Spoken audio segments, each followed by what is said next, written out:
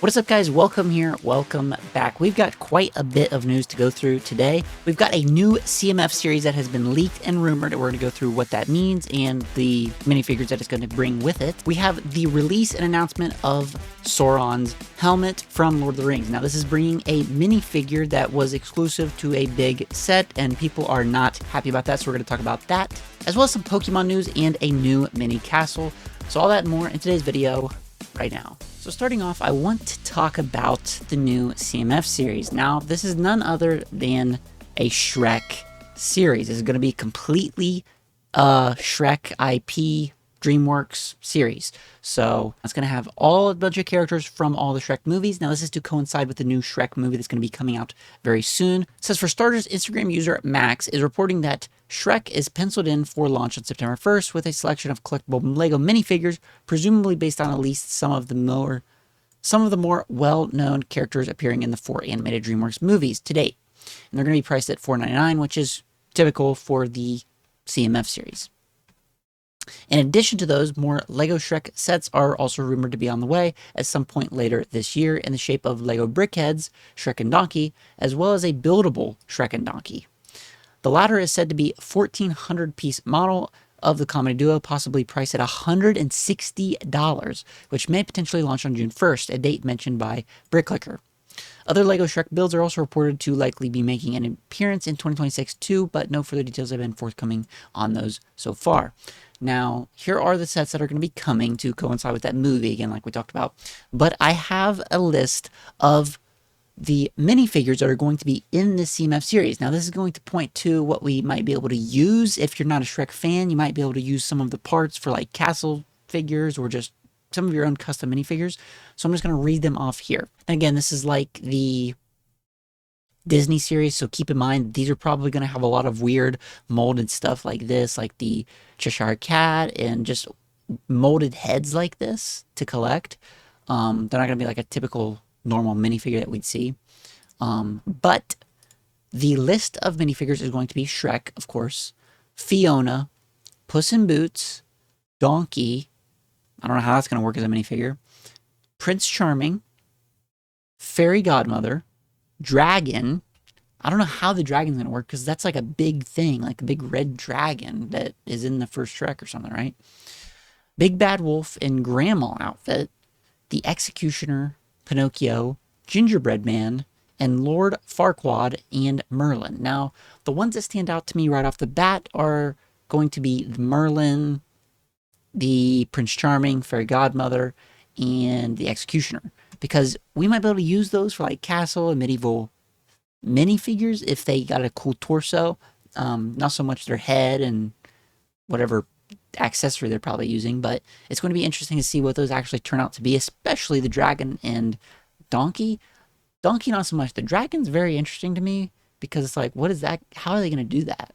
But that's going to do it for the new CMF series. It's going to be coming out September 1st.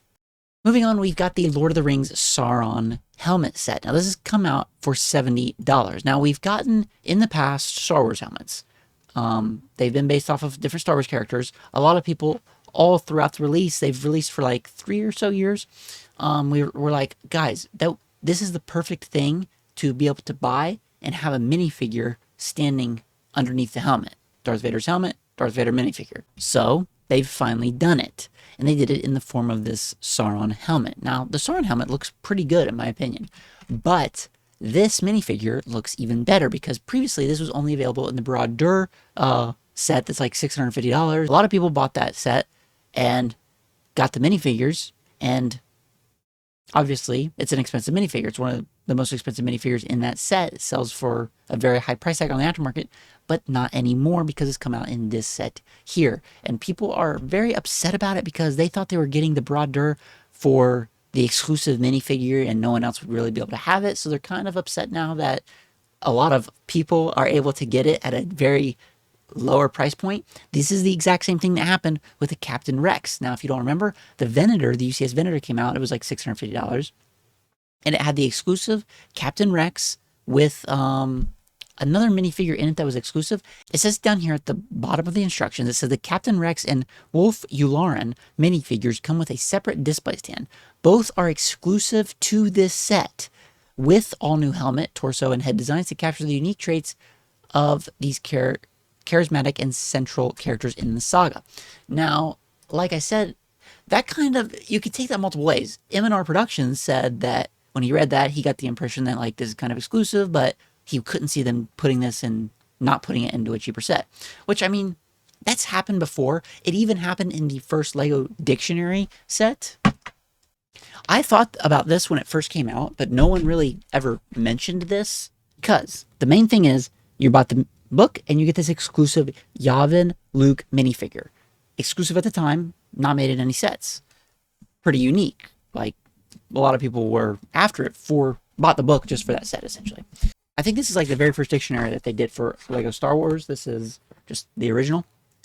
And down here at the back of the book, the designer said, would you tell me something about the exclusive Luke Skywalker minifigure that comes with this book? One of our graphic designers, Chris Bonvin Johnson, designed the minifigure after LFL, Lucasfilm, suggested adding an exclusive one to the book. We had a brainstorming session in the team and proposed Luke because this book is a celebration and the minifigure comes from the celebration scene in Star Wars A New Hope. So it couldn't fit better. I am also sure that this minifigure will never appear with any other product, so it's a great choice. Well, guess what, guys? We have received this Lego minifigure, what, a year ago in the Yavin scene?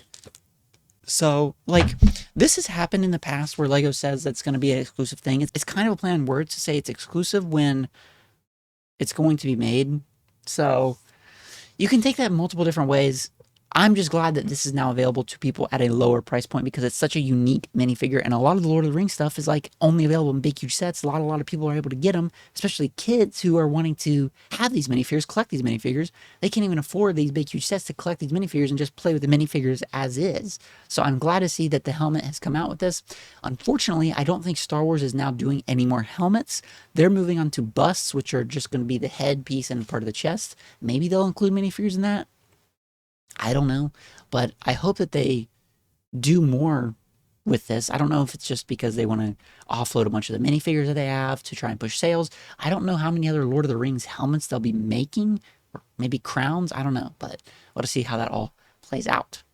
Next up is the Legoland Castle. Now, this is a exclusive to Legoland. Now, this is pretty sweet. If you look at this box art, I mean, the box art looks sweet. It's at the Legoland theme park, essentially. I don't know how many they have. I know they have one in California, but it features two minifigures out for a day trip to Legoland and sporting castle-themed accessories in keeping with the occasion. The castle itself hinges open to reveal the interior of the castle, with sections of the roof and walls lifting away to reveal coins and other references.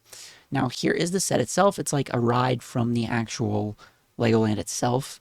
You can see some of the unique stuff going on here. This guy's got like a little top hat and a new Horse Knight shield. It says, check out in-hand look at 2026's Legoland Castle in Mini Heroes Today's video. He reports that the Legoland exclusive will be available to buy at resorts from around February 1st and onward. The price has not yet been officially revealed, but the 2025 set of roughly half the piece count retailed for $29. This could mean that the Legoland Castle could retail for around $60, but that's just speculation on our part. So if you go to Legoland, that's the only way you can buy the set. Of course, you can get it on the aftermarket, but you're going to be paying a higher price tag. Well, so, I mean, that's a really cool exclusive thing to have. I love the box art. If someone is going to Legoland anytime soon, let me know because I want one of these boxes and I'll send you some money to get one for me. Next up is a first look at the inside of the big Pokemon box. Now, this is the $650 set that everyone was in a big hubbub over because it sold out and the GWP and all that stuff. Well, someone has now done a review on it, kind of, and they opened the boxes and it's revealed that it has really cool box art on the boxes themselves for each of the Pokemon.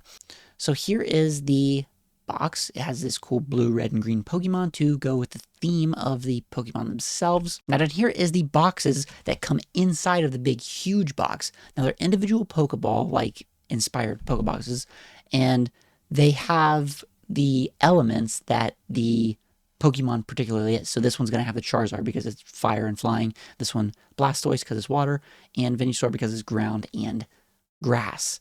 And it comes with a pretty cool, like, booklet that has, like, Pokedex stuff in it and shows, like, the way and stuff like this, like you would see in the game itself.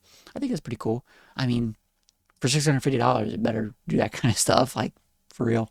The build features no special Pokemon card, though the set's official description confirms there is some kind of reference to be found. They don't know what that might be just yet, but it's speculated by the comments that the Easter egg may be the emblems on the back of each box.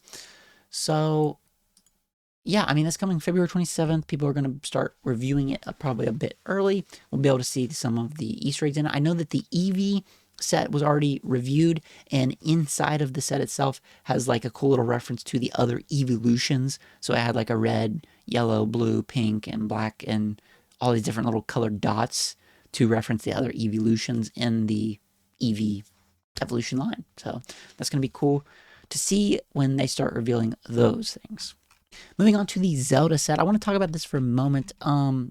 Now, this is a set that I just really don't know if I like it or not yet. I mean, it almost reminds me of that Star Wars set from Kenobi, the Kenobi show, where it's just like a flat base plate with like Darth Vader, Obi-Wan, and that yellow robot guy. It's like kind of so bland, but it's like so expensive. It's kind of crazy how expensive it is. This one though, I mean, the minifigures look incredible to me. That cape alone looks insanely good. But like I said, this base plate here, I don't know why. I just hate it. I don't like it at all. This is cool itself. I wish we just got this and the minifigures and like that's it, and sell the thing for like $40 instead of $129. So dual molded arms, dual molded legs, the armor, the headpiece. Then you got Princess Zelda in a new outfit there. I mean, it's a pretty cool set. I just don't know if it's worth $130. And I'm a big Zelda fan, so who knows what that's going to sell like. Moving on, I want to talk about all of the upcoming sets for February. I'm starting off with the Golden Retriever Puppy. That's going to be coming in February. We got the Smart Brick advertisement there, blah, blah, blah. February 27th, that's going to be the big reveal for Pokemon. So that's going to be the big heavy hitter end of the month type thing where who knows what's going to happen with that. Like the site's going to shut down and you're going to wake up to people losing their minds and freaking out because they didn't get it, and people in stores, because at physical stores, they're going to allocate some GWPs that everyone was freaking out over, the Pokedex, the badges, the 8 gym badges for the Kanto region. So those are allocated, a couple of them, to physical stores. People are going to be lined up out the freaking back door like 2008 Black Ops reveal. And we don't know how many GWPs each store is going to have. So it's going to be crazy. People are literally going to be fighting over these things. But moving on, we have the Flower Wall coming, Lloyd's Titan Mech, this Jeep Wrangler Rubicon SUV, kind of in the same vein as that Ford Bronco that came out a while back. For Disney, we got the Kevin and Doug for $60. The Sally's Flower Pot, I'm not sure what that is. I don't know if it's from Disney or what. Got a nice cheap yellow motorcycle, Technic polybag probably thing. The BMW M4, the Police Train Heist, that looks pretty cool. The Jay's Dragon Mech, the Mickey Mouse Clubhouse, the F1 truck with Audi F1 Racer, the freaking $150, I'm not even going to say it. Some shoes and blah, blah, blah. Best set in this wave is probably going to be the Venusaur, Charizard, and Blastoise, because, I mean, that thing has a... say what you want about it. That has one of the best price-to-piece ratios that LEGO's ever given us for a non-LEGO IP. Just so we're all aware. That's one of the best price-to-piece ratios that we've ever gotten. $650 for 6,800 pieces. But this Jeep Rubicon, I really love this, especially the box art. The box art looks incredible to me. Like I said, this is kind of in that same vein as the Bronco that came out a while back. I'm not a big Technic guy. I got one of these for Christmas and put it together, and it was like one of the worst experiences I've ever had building a LEGO set. But the end result, pretty cool. And I just noticed a little ducky back here because people that drive Jeeps for some reason collect ducks and put them on the dashboard for whatever reason. And you got the surfboard up here. The Bronco had the things to put on a tire so it could get out of mud. This is kind of messy down here, though. Seeing this like poke out. And these blue is just kind of crazy. I just wish that they made like better colored stuff for these sets, honestly. But that's going to be the upcoming sets for February. Next up, I want to talk about this old Western Inn set that's coming for Lumibricks. Now, I'm a big fan of the Western themes, especially the old LEGO Western themes, and we don't get that from LEGO anymore, so we kind of have to look for elsewhere places to get those basically sets. And one company that does them very well is Lumibricks. Now, this is the Old West Inn. This is an expansion to their current old Western town theme that they got. Like, they got a lot of Western themed builds, and they look incredible next to each other, in my opinion. And I just want to go through some of the images here of the set. I mean, look at this, guys. Like, this is a Lumibricks set. This isn't official Lego. This is a Lumibricks set. Forget these guys, the minifigures, because they can't make the same minifigure that Lego does. The Forces, okay. But the minifigures, screw that. We'll make our own minifigures and add them to the set. Alone, this set looks freaking awesome to me. $139. $139. I believe it's 2,600 pieces. And it looks incredible. It's coming with lighting. I mean, look at all the stuff going on here. It looks like a mock almost.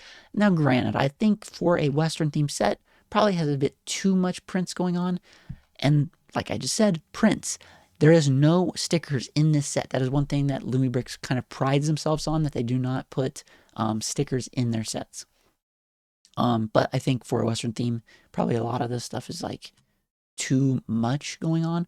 This is kind of okay and cool. This is like a blanket drying out on the porch rack, but it's like that kind of stuff is so cool. I love that they are doing that stuff. And here's what it looks like at night, kind of with some lights on the porch. I mean, it goes well with it. I mean, pretty cool. Gold Rush Hotel. And like I said, this is like to play out a story that they've got going on for the Old Western theme.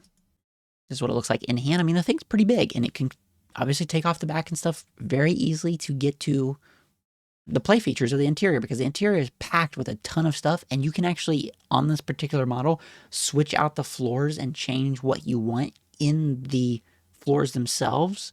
Like you see, you got a bunch of beds here. Like, oh man, look at this. There's just incredible detail here.